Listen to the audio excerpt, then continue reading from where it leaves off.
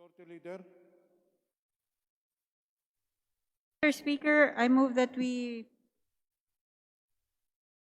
proceed with the budget of the Department of Environment and Natural Resources. Is there any objection? The chair hears none. Motion is approved. Majority Leader. Mr. Speaker, to sponsor the proposed budget of the Department of Environment and Natural Resources, I move that we recognize Honorable Juan Miguel Arroyo, Vice Chairman of the Committee on Appropriations, to answer questions. Honorable Mikey Arroyo is hereby recognized. Before we begin, Mr. Speaker, may we acknowledge our guests in the plenary. Secretary Roy Simatu, Undersecretary for Policy, Planning and Internal Affairs, Jonas Leones, Undersecretary for Finance, Annalisa Rebuelta Te, Undersecretary for Legal, Admin, and Legislative Affairs, Ernesto Adobo Jr., Undersecretary for Field Operations and Environment, Juan Miguel Cunha, Assistant Secretary for Finance, Nonita Cagioa, Assistant Secretary for Climate Change, and AMMB Director Ricardo Calderon, NWRB Executive Director Sevilio David, Technical Assistant Orencio Geruta, Forest Management Bureau Director Lourdes Wagan,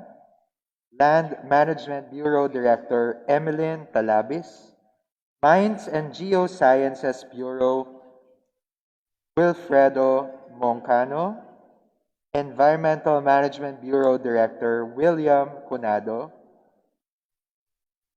of the Budget Division Maybel Mangubos, Budget Officer Lilia Padua, Director of Planning Melinda Capistrano, and Chief of Foreign Assisted Projects Imelda de la Cruz. To the DENR family, headed by Secretary Roy Simatu, welcome to the House of Representatives. Majority Leader.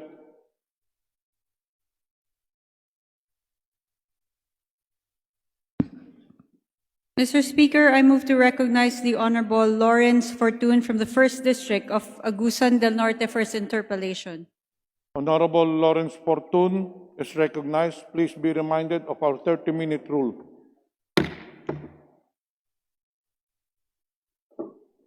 Thank you, Mr. Speaker. I thought I was number 3 in the list, Mr. Speaker. Nonetheless, thank you very much for this opportunity. Mr. Speaker, we are right now in the middle of a pandemic that caught all of us flat-footed. And we hear and read from the news that huge resources and massive efforts are poured into studying the behavior of the coronavirus and finding a cure for this disease, for the disease caused by this virus, and creating a vaccine that should prevent infection and finally arrest its further spread. Maliban sa mga pag-aaral na ito, Mr. Speaker, may mga pag-aaral din hinggil sa mga pinanggagalingan ng ganitong mga viruses tulad ng animal hosts, thereby causing epidemics and pandemics. At saka yung paglipat nito at pagkalat sa mga human hosts, thereby causing epidemics and pandemics like the COVID-19 pandemic that has infected and killed millions and halted economies and brought about massive unemployment and displacement and exacerbated poverty throughout the world. Batay sa initial findings, ang SARS-CoV-2 na siyang sanhi ng COVID-19 ay isang uri ng coronavirus na nanggaling sa pangolins. Maaring magkaroon ng vaccine at iyon ang pinagdadasal nating lahat upang matuldukan na finally ang COVID-19. Ngunit kapag hindi po natin natugunan ang ugat ng pagkalat ng ganitong virus na nagagaling sa mga hayop, hindi po malayong may bago na namang virus that may emanate from animals and be transmitted to people and cause another pandemic. So una ko pong tanong, Mr. Speaker, ano po ang tingin ng DENR sa issue na ito at usaping ito? At ano ang hakbangin na ginagawa at balak gawin ng DENR upang makapagbuo ng epektibong palisiya, programa at aksyon na tutugon sa nakakabakalang kalagayan na ito, Mr. Speaker? Distinguished sponsor. Mr. Speaker, Your Honor, basically po, the DNR, of course, they coordinate with the different agencies, especially with those individuals and group of doctors who are experts in transmitted diseases, especially those which have to do with the COVID-19, Your Honor. So lahat po ng ginagawa ng DNR, all their moves, all their policies, lahat po ito'y kino-coordinate at they have consultants, Your Honor, Mr. Speaker, who are very immersed in the problem of this pandemic. Mr. Speaker, distinguished sponsor, ang akin pong tinutukoy ay ang panghihimasok at pakikialam ng tao sa natural na tirahan ng mga hayop. No? The encroachment of humans into the natural habitats of animal species and the disturbance of wildlife. Mr. Speaker, these alarming concerns of transmission of animal diseases to human species are compounded by the growing number of studies that link pandemics to mining activities. Now, this happens when humans invade our forests and other natural animal habitats to mine, and in the process become infected with viruses or diseases emanating from animals. Ito po yung tinatawag natin na disease spillover. No? Batay po sa mga pag-aaral, this phenomenon of disease transmission from animals to humans has become the manner by which two-thirds, no, malaking numero po ito, by which two-thirds of new infectious diseases have emerged. So ano po ang tugon ng DENR dito, Mr. Chair, Mr. Speaker, distinguished sponsor? Your Honor, Mr. Speaker, are you referring to the wildlife preservation program of the DNR? Mr. Speaker, distinguished sponsor, I'm talking about the pandemic now, no? The program of the DNR in the light of the COVID-19 pandemic. There's been a growing number of studies that link pandemics to mining activities. Ito pong tinatawag nating disease spillover, no? This has become the phenomenon, no? Ang sabi ng mga pag-aaral, two-thirds of new infectious diseases that have emerged are actually caused by the so-called disease spillover. Ito po yung transmission ng mga disease ng mga hayop papunta sa tao. At ito po yung nagko-cause ng pandemic. No? For example, COVID-19 is caused by SARS-CoV-2, which is a kind of coronavirus that can be traced from pangolins. Yung Ebola, sabi ng ating mga pag-aaral, ay galing din po ito sa primates, no? Non-human primates. No? At kahit yung SARS-CoV-1, no? Galing din sa bats. No? So ibig sabihin, ang sinasabi ng mga pag-aaral, the encroachment of humans into the natural animal habitats, no, have caused all of this transmission to humans, and the eventual result is pandemic, no, tulad ng nangyayari sa atin ngayon. And many of these pandemics, Mr. Speaker, distinguished sponsor, based on current studies, have been linked to mining activities. So that's why this representation is asking distinguished sponsor, because of the recent pronouncement of our Honorable DENR Secretary to promote and intensify mining activities, no, as a part of the department's contribution to government's recovery response. So I'm worried, Mr. Speaker, distinguished sponsor, because of this phenomenon, and it seems that the DENR has not yet come up with a program for this issue. Your Honor, Mr. Speaker, that is a very, very valid concern. There are many studies and many reads which actually say that there's a threat that animals can be carriers. And there's a possibility that they will transmit it to people, whatever disease it may be. So the DNR has thus studied a program which makes them take care of the habitat of these animals. They make sure that these habitats are not contaminated. They make sure that these habitats are preserved the way they are, but more importantly, they make sure that these habitats are safe and that the animals do not contract such diseases, which may transmitted to human beings, Your Honor, Mr. Speaker, especially at this point in time that we have a pandemic. So rest assured, as I said a while ago in my opening answer, that all the policies of the DNR, they consult with the different agencies, especially the DOH, and the DOH make sure that the IATF is in the same loop as the DNR in all their actions, and preserving the habitats of the animals is no different, Your Honor, Mr. Speaker. Thank you, distinguished sponsor, Mr. Speaker. That's very reassuring, Mr. Speaker. But may I know of a particular action on the part of DNR to look into the possibilities of the Philippines becoming a source of another pandemic in the light of massive mining activities that are taking place in many parts of the country. I understand, Mr. Speaker, distinguished sponsor, the vast potentials that the mining industry has to offer to the country, especially in terms of alleviating our economic condition, lalo na ngayon sa matinding slowdown as a result of the COVID-19 pandemic.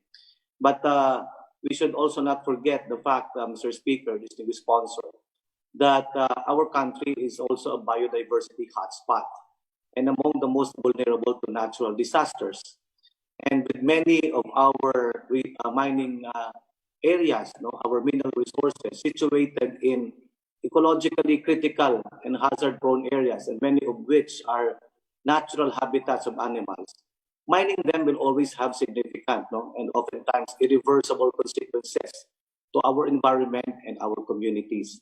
And it is not remote that this disturbance and encroachment into natural animal habitats might result in the transmission of animal diseases, what we call disease spillover, and cause an epidemic and even another pandemic, Mr. Speaker, Mr. Chair, distinguished sponsor. Your Honor, Mr. Speaker, a while ago I gave you a general statement or general overview of the policies of the DNR. But to be more specific, Your Honor, Mr. Speaker, let's talk about the pangolin. They say that there are some who claim, some experts who say that the COVID actually emanated from this delicacy, which is found in Palawan. So what the DNR is doing right now, Your Honor, Mr. Speaker, is they're making sure that this it's not smuggled out.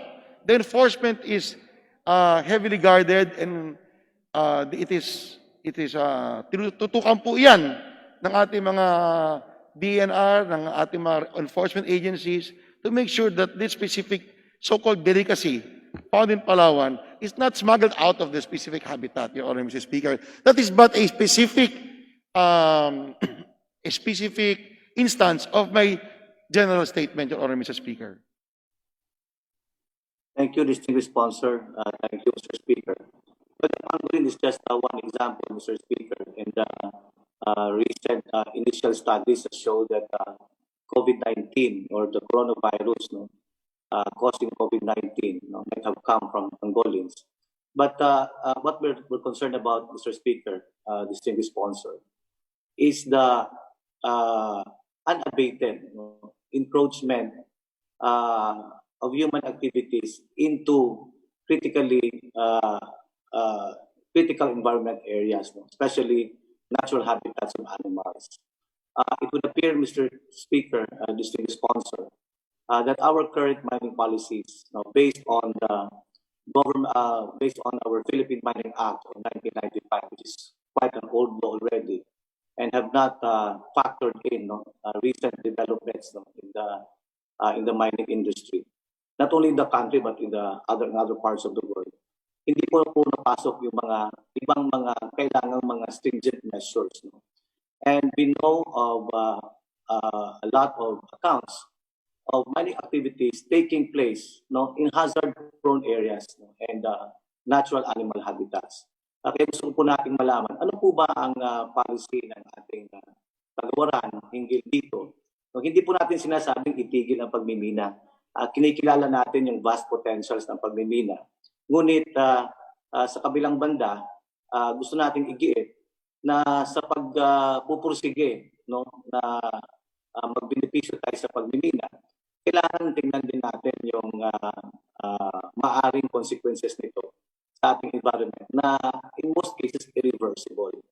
And will the district sponsor agree with this representation, Mr. Speaker, Mr. Sponsor, that before we even consider intensifying and promoting further mining activities in different parts of the country, DENR has to look into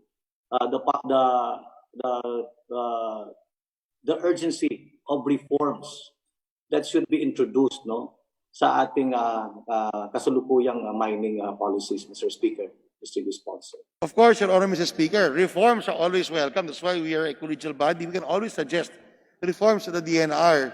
But right now, Your Honor, Mr. Speaker, what they're doing is they're critically guarding what they call the critical habitat so that it will be protected. Protected meaning humans have a harder time encroaching on that place, and the species staying in the habitat cannot leave that specific habitat. Critical habitat means that these are really the endangered species, especially now, which might be carriers of this pandemic, Your Honor, Mr. Speaker. So they have places where they label it as critical habitat.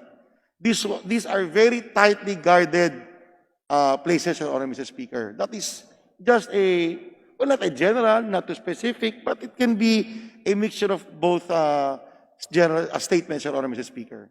Rest assured, the DNR is making, it's trying to do its best. It is coordinating with the IATF, with the WHO, with the DOH in trying to create policy. But of course, this pandemic is an evolving and developing issue, Your Honor, Mr. Speaker. So nothing can ever be final, nothing can ever be perfect. What they can only do is from studies, they can surmise policy. Beyond that, Your Honor, Mr. Speaker, I'm sure that they will be more than willing to accept suggestions from us, Your Honor, Mr. Speaker. Thank you, District Sponsor. Thank you, Mr. Speaker. Kasi bago nga po itong COVID-19 issue na ito. And in fact, this has caught all of us flat-footed. Even the richest and supposedly more prepared countries have been caught flat-footed. So we understand na bago talaga ito para sa ating lahat. But nevertheless, kahit bago siya, kailangan proactive tayo. At dapat nakatutok din dito, nakaangla dito, ang masusunod na policies na gagawin ng ating kagawaran ng environment and natural resources. So as I was saying, Mr. Speaker, Mr. Sponsor, resources and efforts have been poured into one, studying the behavior of the coronavirus, finding a cure for the disease caused by the coronavirus, and inventing or making a vaccine that would arrest infection and spread of the disease. Kung nakakalimutan po ba-aralan, ay saan po nanggaling ito? At kung nanggaling ito sa mga hayop, how come na-transmit po ito sa mga tao at cause ng pandemic na ganito? So napakahalaga po na magiging papel ng DENR sa pag-prevent ng another pandemic of this kind. And if we are not proactive, Mr. Speaker, Distinguished Sponsor, and if we relent on our efforts, we might again repeat tragedies that have happened before, and baka unwittingly we become ourselves inducers of another pandemic. So that's what we want to happen again, Mr. Speaker, Mr. Sponsor. Nonetheless, I would like to proceed to my other question, Mr. Speaker, Mr. Sponsor. Hinggil pa rin doon sa direksyon ng DNR na intensify pa lalo ang mining activities dahil response ito para sa ating recovery. Gusto ko lang emphasize ibang mga datos na aming nakala. Kasi kung dito po tayo tututok para sa ating recovery response, tingnan po natin yung mga datos, lalo na dun sa contribution talaga ng mining. As we were saying, Mr. Speaker, Mr. Sponsor, the vast potentials of the mining industry ay nandyan, kinikilala natin yan. But absent the needed reforms, baka ang mangyari ay pareho pa rin sa nangyayari ngayon. No? Malaki ang kinikita ng mga nagbimina, malaki ang kinikita ng mga pinupuntahang bansa kung saan natin i-export ang mina. Pero ang ating local communities ang nakaming bansa, hindi masyadong nagbe-benepisyo dito. At baka hindi malaki ang impact ng recovery response na yan kung ang ating mining industry ay manatiling ganyan ang problema. So, for example, Mr. Speaker, Distinguished sponsor, the contribution of mining to total employment in the whole country is only 0.5%. It's a meager figure, Mr. Speaker, Distinguished sponsor. And data shows that this has been consistent, no? Not only now, but in the last 3 years. No? Ito yung latest na figura. At kahit umatras pa tayo ng 3 years earlier, or 5 years earlier, or even 10 years, lagi pong ganito ang figure na nakikita natin. But in the last 3 years, the contribution of mining to total employment is only 0.5%, Mr. Speaker, is the sponsor. And if mining had 4.38 billion US dollar, no, na kinita in mineral exports with focus to other countries, no, of natural resource, pero with only 0.5% employment contribution in the country, how much has this employment contributed, no, to the local economy in terms of consumer spending, local businesses, and community growth, Mr. Speaker, Mr. Sponsor, since the DNR is pursuing this as a means, no, for recovery response? Your Honor, Mr. Speaker, I couldn't get your the tail end of your questions, but to your manifestations a while ago, as to the DNR, you said that, if I remember correctly, you were mentioning that they should focus on making sure that their policy will be safe, so that the environment will cater to the cleanliness and safety of our people regarding the pandemic. I fully agree with Your Honor, Mr. Speaker. As a matter of fact, they are very proactive in creating policy which will help in containing this pandemic through taking care of the environment. Mr. Speaker, Your Honor, with regards to your question about mining, when you were giving your discourse about the mining, Mr. Speaker, Honor, rest assured that that we also the DNR, they follow laws and they create laws. They suggest laws to Congress, and they have memorandums that make sure that the environment is safe. For example, they make sure the water is safe for the people around the mining community. They make sure that the air is breathable, it's not toxic. This is what I got from your previous questions. However, Mr. Speaker, Your Honor, I apologize. I did not get the latter part of your discourse, your question. Can you be more specific so at least I can get the data that you were asking for? Because I knew you were asking for the data, Your Honor, Mr. Speaker. Yes, Mr. Speaker, this is sponsor, no? Kasi sabi kasi ng ating kagalang-galang na DNR Secretary, as part of the department's contribution to government's recovery response. Your Honor, Mr. Speaker, medyo malabo po talaga. Pasensya na po kayo. Yung huling parte po na hiningin yung data, pasensya na po, hindi ko talaga marinig. Do you hear me now, Mr. Speaker? Opo. Mr. Sponsor? Yes. Sinasabi ko po kanina, dahil sabi po ng ating DNR Secretary ay magkakaroon ng intensification ng mining activities para na rin bahagi na rin ito ng response ng ating gobyerno para sa recovery, no? Dahil nga matinding economic slowdown na nangyari, epekto ng COVID-19 pandemic.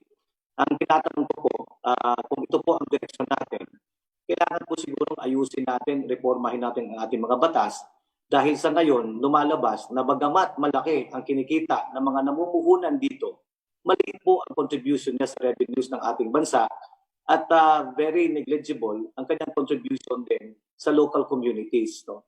So ang isa sa mga examples na tinutukoy ko, Mr. Speaker, District Sponsor, ay yung contribution ng mining sa total employment ng ating bansa. Batay sa datos in the last 3 years and even in the earlier years, Mr. Speaker, 0.5% lang ang kanyang contribution sa total employment ng bansa. Bagamat umaabot ng 4.38 billion pesos, no? Dollars actually, 4.38 billion dollars ang mineral exports na pinapadala natin sa ibang bansa, yung kanyang contribution sa employment ay 0.5% lang dito sa ating bansa. So ang tinatanong ko po, dahil gusto natin siyang i-pursige as response natin sa recovery, how much has this employment in the mining industry contributed to the local economy in terms of, one, consumer spending, number two, local businesses, and number three, very importantly, community growth? Thank you, Mr. Speaker. Distinguished sponsor. Your Honor, Mr. Speaker, the figures, Your Honor, Mr. Speaker, cannot be met anymore now because the figures our colleague was asking were figures prior to the pandemic, Your Honor, Mr. Speaker. Unfortunately, now it is a whole new ball game. So I was asking the DENR Secretariat. They said the answer they gave is that a bill is being filed. It was filed and it's being taken up by the Committee of Natural Resources to correct these figures, Your Honor, Mr. Speaker. So the distinguished gentleman from Agusan is correct in his figures. Unfortunately, we cannot discuss these figures right now because the pandemic has brought in a whole new situation, Your Honor, Mr. Speaker. And I really apologize because I could not get the majority of his discourse and when he was laying the base for his questions because there's something really wrong with the technical connection, Your Honor, Mr. Speaker. Thank you, Mr. Speaker, distinguished sponsor. Yes, you're right, distinguished sponsor, that the figures I mentioned are figures prior to the pandemic. These are the figures in the last 3 years. Kaya nga mas nakakabahala po dahil kung 0.5% lang ang contribution ng mining industry to the total employment of the country in the last 3 years, siguro mas malala po ngayon na may pandemic tayo dahil halted ang ibang activities. Ang sinasabi ko po, if we intensify again mining activities, and when things in the mining industry, especially in terms of regular work there, return to normal, so babalik din po tayo from almost zero now to 0.5%. What I'm saying is, if this is the department's response sa recovery, maliit po masyado ang contribution nito sa ating consumer spending, sa ating local businesses at sa ating community growth dahil babalik lang din po tayo sa dating figura na nangyayari in the last 3 to 10 years. So what I'm saying, Mr. Speaker, distinguished sponsor, is there's really an urgent need for the mining industry to be reformed by way of new policies, especially new legislations para po sa atin sa Kongreso. At malaki pong papel natin gagawin dito. Mr. Speaker, distinguished sponsor, meron po tayong alternative mining bill pending in the House of Representatives since the 16th Congress. Can we have the support of the DENR for this legislation that should address not only issues of encroachment into natural animal habitats to prevent pandemics, but also address issues on benefits to the local government units, to the community that's hosting the mining activities, the indigenous peoples and the local communities in the area. Honor, Mr. Speaker, when that is discussed furthermore in the Committee of Natural Resources, I'm sure they'll be more in a position to state their support, their level of support to that pending bill, Your Honor, Mr. Speaker. Thank you, distinguished sponsor, Sir Speaker. Sunod ko lang po tanong, yung data natin sa collection of taxes, fees, and royalties from mining, it shows that in 2018, the total was 31.306 billion pesos paid, but for 2019, the record shows 15.473 billion pesos. So that's a reduction of about 15 billion pesos. The data on the excise tax has not been included, but I find it curious, Mr. Speaker, distinguished sponsor, that for 2018, the taxes collected by the national government agencies was 22.228.6 billion. but for 2019, it was basically half the amount of 11.151 billion pesos. May no distinguished sponsor from DNR, bakit po ganito yung figures natin? Paano po siya nangyaring ganito?